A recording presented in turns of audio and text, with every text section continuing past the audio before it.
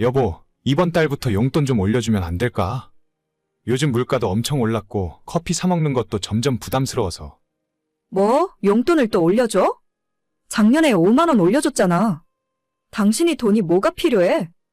회사에서 공짜로 밥 나오지. 커피도 비싸면 밖에서 사 먹지 말고 탕비실에서 타 먹으면 공짜잖아. 아니, 그게 어디 내 맘대로 되나? 동료들이랑 밖에 나가서 커피 사 마실 때도 있는 거지. 그럴 때마다 나만 돈 없어서 못 마시면 눈치 보여. 잘 됐네. 눈치 보이면 커피 마시지 마. 돈도 얼마 못 벌면서 남들 하는 건 다 하려고 해. 내가 뭐 대단한 걸 바랬어? 그냥 커피 하나라도 맘 놓고 마시게 10만 원만 더 달라고. 월급 받아서 전부 너한테 주는데 이 정도도 못하면 어떻게 사냐? 당신 월급 얼만지 당신이 더 잘 알잖아. 지금 용돈 25만 원 주는 것도 나는 많다고 생각해. 교통카드, 핸드폰 요금 전부 내가 다 내주잖아. 아니, 아무리 그래도 내가 고등학생도 아닌데 용돈 25만 원이 말이 되는 소리야. 나 마지막으로 친구들 만나서 술 한잔 해본 게 언제인지 기억도 안 나. 맨날 얻어먹기만 하니까 이제 미안해서 술자리도 못 나가겠다고. 덕분에 술 끊고 좋잖아. 건강 생각해서라도 술 끊어. 만나봐야 맨날 술이나 마시는 친구들은 굳이 연락하려고 하지도 말고. 그러는 당신은 허구한 날 아줌마들이랑 놀러 다니잖아. 내가 나조차고 그래? 우리 수연이 교육 때문에 정보 얻으려고 하는 거 아니야? 나중에 의대 보내려면 유치원 때부터 준비해야 하는데 당신은 애교육에 관심도 없으면서 뭐가 어쩌고 어째? 내가 무슨 관심이 없어. 물어봐도 당신이 말도 안 해주잖아. 애유치원이며 학원이며 전부 당신 마음대로 다 결정해놓고. 이럴 때면 나보고 관심 없다고 하지. 내가 왜 당신한테 말을 안 하겠어? 옛날부터 당신은 집안일에 아무 관심도 없었어. 수연이 일은 내가 알아서 할 테니까 당신은 그냥 하던 대로 일이나 해. 내년에 애 초등학교 들어가는데 올해는 꼭 진급 좀 하고 아니면 주말에라도 나가서 돈을 좀 더 벌어와. 용돈 타령할 때야 지금? 됐다 됐어. 내가 짠순이 앞에서 말을 말아야지. 아내와 결혼하고 8년이 되었고 지금까지 제가 버는 월급을 전부 아내에게 다 가져다주며 살았습니다. 저는 건설회사에서 일을 하고 있는데 지금 받는 월급은 400만 원이 조금 넘어요. 많은 돈은 아니지만 애 키우며 셋이 먹고 살기에 큰 문제는 없었어요. 아내가 워낙 알뜰한 사람이라 저도 아내에게 월급을 전부 맡기면서 살았습니다. 맨날 저한테 적금 붓고 나면 돈 없다는 말을 입에 달고 살았고 저는 애 태어난 후로 한 달에 20만 원 용돈 받다가 겨우겨우 25만 원으로 올려받았죠. 예전에 피우던 담배도 끊고 술도 거의 끊다시피 하고 일만 하면서 살았습니다. 그래도 이런 상황을 견딜 수 있었던 건 알뜰한 아내 덕분에 2년 전에 아파트도 하나 살 수 있었고 재산이 착실히 늘고 있다는 느낌을 받았어요. 저희 부부가 들어가서 살기엔 대출이 부담스러워서 아파트는 전세를 주고 저희는 신혼 때부터 살던 빌라에서 계속 지내는 중입니다. 내년에 아이가 초등학교를 들어가기 때문에 올해 전세 계약이 끝나면 우리가 그 집에 들어가서 살 생각이었어요. 여보, 지금까지 얼마 모았지? 그건 왜? 내가 얼마 모았는지가 왜 궁금한데? 아니, 왜 또 그래? 내가 당신한테 따지려는 게 아니고 우리 올해 아파트 전세 준 거 계약 만료되잖아. 이젠 우리가 돈 빼주고 들어가서 살아야지. 멀쩡한 전세를 왜? 그냥 2년 더 연장하라고 해. 지금 사는 집도 괜찮은데 이사를 뭐하러 가려고 하는 건지 모르겠네. 언제까지 여기 살 생각이야? 수연이 초등학교 들어가는데 학교 근처에서 살아야지. 얼마 모았는데? 모자란 건 대출 받더라도 내 집 들어가서 살아. 아, 싫다고. 나는 지금 여기가 좋은데 왜 자꾸 이사를 가자고 하는지 모르겠네. 그리고 대출 받으면? 대출 받으면 그거 갚을 돈이나 있어? 당신 월급에 우리 세 식구 먹고 살면 얼마나 남는다고 대출 타령이야. 정신 좀 차려. 자꾸 돈돈거리는데. 솔직히 까놓고 이야기하면 내가 그렇게 못 버는 것도 아니잖아. 외벌이로 나 혼자 버니까 그런 거지. 뭐야, 지금 나보고 문제라고 하는 거야? 그럼 애를 낳자고 하질 말던가. 멀쩡한 회사 다니면서 혼자 잘 살고 있었는데 당신이랑 결혼하고 애 낳고 집에서 살림만 하게 된 거잖아. 그래, 내 잘못이다, 내 잘못이야. 아무튼 우리 돈은 얼마나 있는데? 전세 주고 나서 현금 1억 정도 남았었고 2년 동안 모았으면 3천 정도는 더 있겠네. 나한테 돈 맡겨놨어? 오늘따라 진짜 왜 이래? 왜 자꾸 돈 이야기를 하는 건데? 이사 가자니까?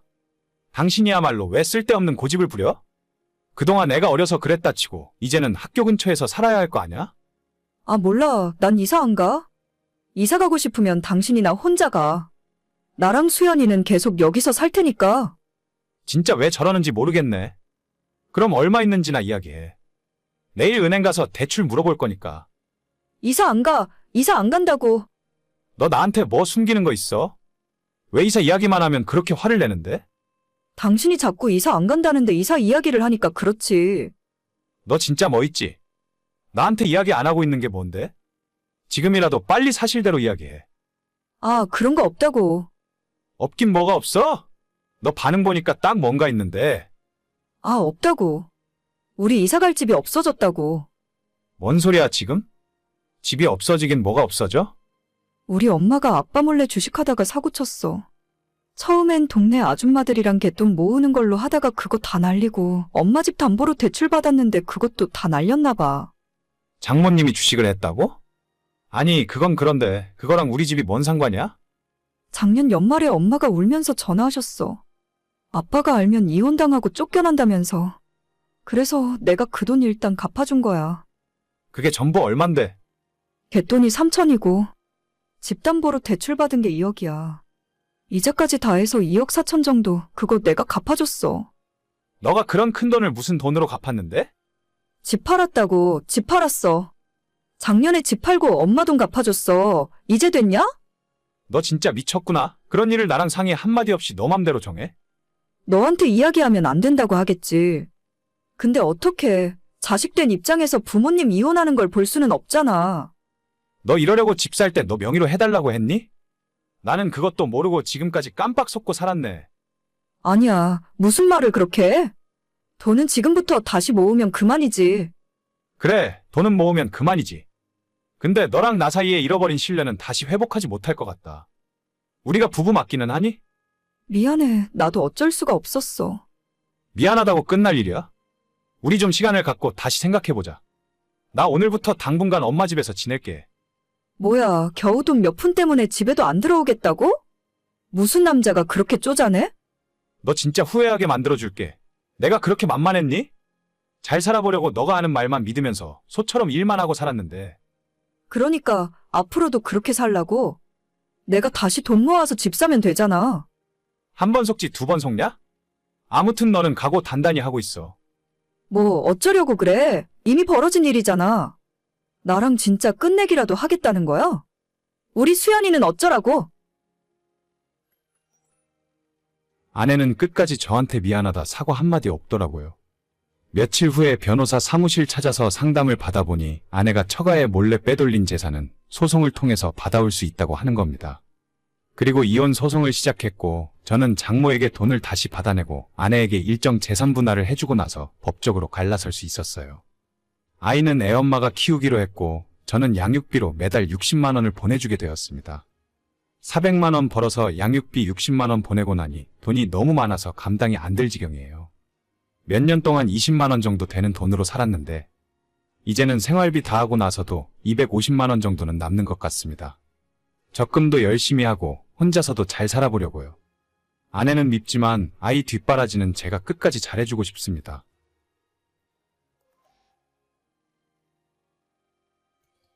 오빠 베란다에 자전거 요즘에 왜 안 타?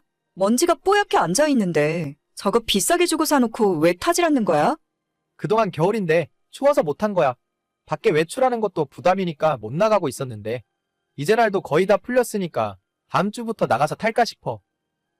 이제 괜찮아. 여보가 자전거 필요 없는 것 같아서 내가 처리했어. 걱정하지 말고 열심히 일이나 하세요. 그게 무슨 소리야? 당신 그 자전거 어떻게 할 셈인데? 방금 전에 중고로 50만 원에 팔아버렸어. 내가 물티슈로 좀 닦으니까 새 것처럼 반짝거리더라고. 원래 60만 원에 내놨는데 쿨거래로 산다길래 10만 원 깎아줬지. 뭐라고? 그거 200만 원짜리야. 팔려면 제값을 받고 팔아야지. 그게 무슨 짓이야? 어차피 타지도 않는 거 누군가 가져가서 잘 타고 다니면 된 거 아니야? 50만 원은 내가 물건 거래하느라 고생했으니까 수고비로 잘 쓸게. 아니, 나한테 한 마디 상의라도 하고 팔았어야지. 진짜 너무하는 거 아니야? 그러게 타지도 않을 자전거는 뭐하러 그렇게 비싼 걸 샀어? 앞으로는 돈 안 드는 취미를 해. 진짜 내가 말을 말아야지. 작년에 결혼한 와이프는 결혼과 동시에 회사를 그만두고 집에서 살림을 하고 있습니다. 제 월급이 아내에 비해 2배 정도 많았고 그 돈이면 충분히 먹고 살겠다고 판단을 한 건지 신혼 2달째 만에 직장 상사와 트러블이 생겼다는 이유로 5년 다니고 있던 회사를 그만두더라고요. 집에서 당분간 살림하면서 아이를 갖던지 자격증 공부를 해서 재취업을 하던지 하겠다고 저한테 이야기했지만 아직까지 우리 부부는 아이도 없고 아내가 공부하는 모습을 단 한 번도 본 적이 없습니다. 이것저것 공부한다며 사들인 책만 여러 권이고 인터넷으로 강의를 들어야 한다며 노트북도 새로 사고 누워서 공부한다며 핸드폰도 최신형의 큰 화면으로 구입하더라고요. 거기까지는 이해했습니다. 어차피 저는 옛날부터 제 와이프 될 사람이 집에서 살림하고 싶다 하면 그렇게 해주고 싶었거든요. 아직까지 능력이 부족해서 돈을 엄청 많이 벌어오진 못하지만 그래도 아이 없이 2사람 먹고 사는 데는 큰 지장 없을 정도는 되니까 아내에게 굳이 빨리 나가서 돈 벌어오라고 닥달하고 싶지는 않았어요. 오히려 제가 20대 초반부터 대학과 직장 때문에 집을 나와 자취를 하며 살았기 때문에 아내가 집에 있어주고 살림을 해주는 것이 더 좋다고 생각했습니다. 하지만 직장을 다니지 않고 집에 있는다고 해서 그게 제 와이프가 살림을 맡아서 하겠다는 소리는 아니더라고요. 여보, 오늘 퇴근하다가 집 앞에 사거리에 있는 떡볶이랑 튀김 좀 사다 주세요. 오늘 저녁에 떡볶이 먹자. 떡볶이 이틀 전에도 먹었잖아. 오늘은 그냥 집에서 간단하게 먹으면 안 돼? 밥이랑 냉장고에 엄마가 가져다 준 반찬이랑 해서 국만 하나 당신이 끓여놓으면 안 되나? 아니, 나 오늘 떡볶이 먹고 싶다고. 어머님이 가져다 준 반찬. 맛이 없어 먹기 싫어. 그리고 국은 무슨 놈의 국이야. 떡볶이 살 때 오뎅 국물 좀 넉넉하게 달라고 하면 되잖아. 아니 여보, 나 떡볶이 먹으면 속 쓰려서 그래. 그러면 당신만 떡볶이 먹고 나는 반찬이랑 밥 먹을게. 됐어. 나도 그럼 안 먹을래? 괜히 사다 주기 싫으니까 속 쓰리다는 핑계 대는 것 좀 봐. 아니야, 내가 퇴근하다가 떡볶이 사갈게. 진짜? 알겠어, 여보. 오늘 딴 데 들르지 말고 빨리 집에 들어와. 이따 음식물 쓰레기도 버려야 한단 말이야. 그래, 알겠어. 정신을 차려보니 아내는 집에서 뭐 하는 사람인지 도무지 모르겠더라고요.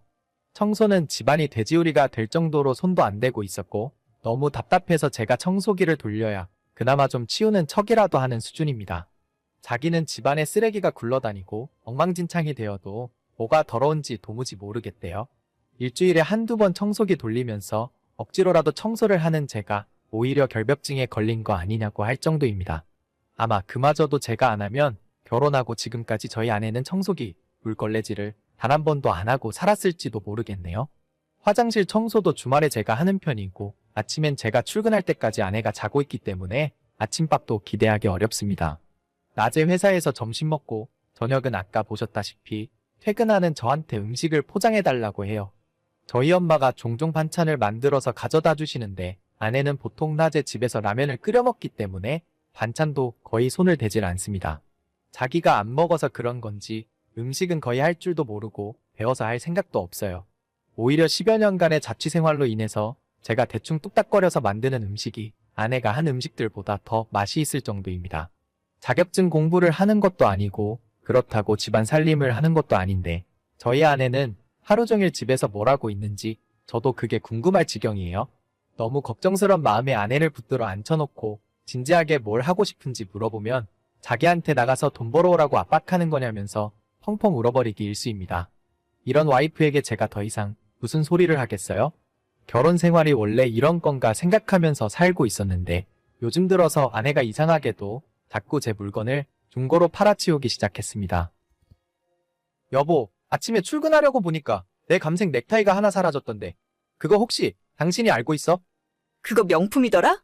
당신한테 명품 넥타이가 뭐가 필요해? 중고로 팔아서 살림에 보탰으니까 그렇게 알아. 내가 나중에 인터넷으로 비슷한 넥타이 2개 더 사줄게. 아니, 그거 우리 부모님이 여행 다녀오시면서 선물로 사오신 건데 그걸 마음대로 팔아버리면 어떡해? 그럼 이제 와서 어쩌라고.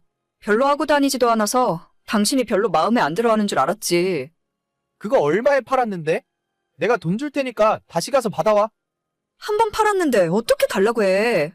20만 원 받고 팔았다. 왜? 그냥 새로 하나 사. 내가 당신 때문에 진짜 미치겠다. 아내가 직장을 그만둔 뒤로 우리 집의 돈 관리는 제가 맡고 있어요. 생활비는 넉넉하게 주는 편이고 모자라면 언제든 이야기하면 더 주겠다고 했습니다. 근데 저희 집안 상황을 보셔서 알다시피 아내는 장을 봐서 음식을 만드는 일도 없고 청소도 안 하고 집 꾸미는 것에 관심도 없어서 도무지 제가 주는 생활비를 어디에 쓰는지 모르겠습니다. 공과금, 대출금 이것저것 고정비로 나가는 돈은 제가 다 알아서 내고 있고 와이프에게는 생활비 겸 아내 용돈으로 매달 150만 원씩 주고 있어요. 그래도 생활비 주고 나서 2주 정도 지나면 돈 부족하다고 징징거립니다. 그때마다 20만 원, 30만 원 정도 추가로 주고 있기 때문에 거의 매달 200만 원씩 아내에게 주고 있었어요. 그 돈으로 이것저것 본인 필요한 물건을 사는 것 같은데 돈 어디다 썼냐고 물어보면 보나마나 울고불고 싸우게 될 것이 뻔한 일이라 피곤해지기 싫어 모른 척하고 살았습니다. 하지만 이렇게까지 했는데도 저희 아내는 혼자 돈이 더 필요한 건지 자꾸만 제 물건을 야금야금 내다 팔더라고요. 하지 말라 경고도 해보고 좀 심하다 싶은 날에는 크게 소리 지르고 화도 내봤지만 그때마다 미안하다고 눈물 찔끔 흘리고 다신 안 그러겠다 싹싹 빌더니 며칠 후면 다 까먹었는지 또 시작입니다. 제가 와이프 돈 쓰는 것 때문에 눈치 준 적도 없고 내 물건 내다 팔 바에야 차라리 나한테 돈을 달라고 해라. 그러면 돈을 더 주겠다고 몇 번씩이나 이야기했어요. 하지만 아내는 돈도 돈이지만 중고로 물건을 내다 팔았다는 거에 흥미를 느끼는 것 같더라고요. 제 물건뿐 아니라 집안에 있는 오만 잡동사니들을 전부 중고장터에 내다 팔아버리고는 자기가 쓸모없는 물건들도 돈을 만들어 왔다면서 뿌듯해했습니다. 중요한 물건을 몇 번 그런 식으로 날려버리고 그 다음부터 제 물건들은 전부 서재에 넣어놓고 아내에게 신신당부를 했습니다. 다른 건 내다 팔아도 괜찮은데 내 서재 안에 들어있는 물건들은 정말 중요한 것들이니까 절대로 손대지 말라고요. 와이프는 제 말을 알겠다고 했고 한 달이 더 지났을 때 집안에 남아있는 물건들이 없을 정도로 아내는 전부 중고장터에 내다 팔았습니다. 한 번은 전자레인지를 자긴 안 쓴다며 같은 아파트 사람에게 팔아버려서 제가 퇴근하고 야밤에 부랴부랴 찾아가서 죄송하다고 몇 번이나 고개 숙이고 다시 찾아온 적도 있어요. 싸우고 화를 내봤자 아내에게는 아무 소용이 없었습니다. 그렇게 더 이상 내다 팔 물건이 집에 없어지자 이젠 끝이겠지 생각했는데 얼마 전 드디어 아내는 감당할 수 없을 정도로 큰 사고를 치고 말았어요. 여보, 나 오늘 100만 원 벌었다? 오늘 저녁에 한우 사줄게. 빨리 들어왕. 그게 무슨 소리야? 당신이 뭐 해서 돈을 벌었어? 혹시 또 이상한 물건 내다 판 거 아니야? 나를 뭘로 보고. 이상한 물건이 아니고 당신이 정말 안 쓰는 낡은 물건 하나 팔았어. 낡은 물건? 내가 낡은 물건이 있어? 오늘 당신 서재 청소하다가 서랍장 안에 카메라가 하나 있더라고. 진짜 옛날 거 같던데. 요즘 누가 그런 디카로 사진을 찍냐? 핸드폰으로 찍지. 얼만지 잘 몰라서 100만 원에 올렸더니 금방 사가더라? 뭐 카메라? 혹시 내 책상 맨 아래 서랍에 있던 검정색 카메라 말하는 거야? 당신은 카메라 진짜 좋아하나 봐. 둘째 서랍에 있는 커다란 렌즈 달려있는 건 딱 봐도 비싸 보여서 안 건드렸지. 여보도 안 쓰는 건 좀 내다 팔아. 전부 책상 속에 처박아두기만 하니까 먼지만 풀풀 쌓이지. 이걸 100만 원에 팔았다고? 맞아, 이거야. 나한테 화내지 마. 그래도 비싸 보이는 카메라는 안 건드렸어. 차라리 그걸 팔지. 그건 200만 원짜리고 저건 1000만 원짜리라고. 뭐라고? 1000만 원? 농담하지 마. 딱 봐도 싸구려 디카처럼 생겼는데. 아줌말 욕 나오네. 됐고 그거 사간 사람 누구야? 당장 다시 연락해서 환불해달라 그래. 아내는 제가 결혼 전 큰맘 먹고 장만한 카메라를 중고장터에 팔아버렸어요. 물건의 가치도 모르면서 덥석덥석 가져다 팔 때 알아봤어야 했는데 제 카메라를 100만 원이라는 터무니없는 가격에 가져간 사람은 당연히 환불해줄 생각이 전혀 없었고 정상적인 거래니까 법대로 하라는 말뿐이었습니다. 저는 더 이상 화를 낼 기력도 없고 아내에게 무슨 말을 더 해줘야 좋을지도 모르겠더라고요. 주변에 물어보고 변호사 사무실까지 찾아가서 상담을 받아봤지만 그렇게 거래가 되어버린 물건은 다시 받아오기가 어려울 것 같다는 말만 듣고 집으로 돌아왔습니다. 저는 결국 카메라를 포기하기로 했어요. 그와 동시에 제 아내도 함께 포기하기로 결정했습니다. 아내에게 처갓집에 좀 가자고 제 차에 태워서 장모님 댁에 데려다 놓고 저는 더 이상 이 사람이랑 못 살겠으니 장모님이 데리고 살라 하고 혼자 집으로 돌아왔어요. 그렇게 저희는 이혼 진행 중이고 이 와중에 아내는 제게 위자료와 재산 분할을 해달라네요. 제가 입은 금전적인 피해는 그냥 없었던 걸로 치고 좋게 끝내려고 했는데 파렴치한 아내의 요구 때문에 그냥 넘어갈 수 없을 것 같습니다. 저도 저 나름대로 변호사를 써서 이혼은 물론이고 아내 때문에 입은 금전적인 피해까지 전부 보상받을 거예요. 언젠간 철이 들고 변하는 모습을 보여줄 거라 생각했지만 사람 함부로 믿고 고쳤을 수가 없네요. 오늘의 사연은 여기까지입니다. 구독과 좋아요, 알림 설정은 많은 힘이 됩니다. 다들 행복하시고 좋은 하루 되세요.